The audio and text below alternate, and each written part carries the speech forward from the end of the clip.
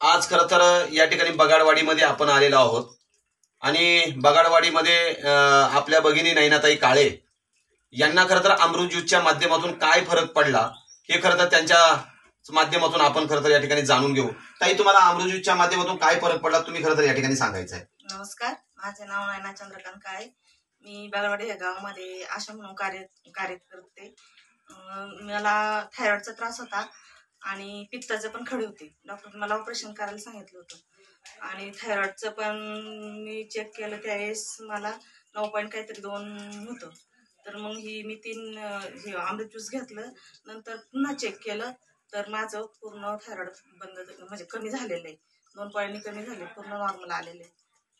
बघा, ताईने थायरॉइड कमी झालेला आहे, ताईंना पित्ताशयाचं ऑपरेशन सांगितलं होतं ते सुद्धा बंद झालेलं आहे. एक आशा वर्कर म्हणून ताई खरं तर समाजसेवा म्हणून या ठिकाणी काम करतात. मड PSC अंतर्गत अतिशय चांगल्या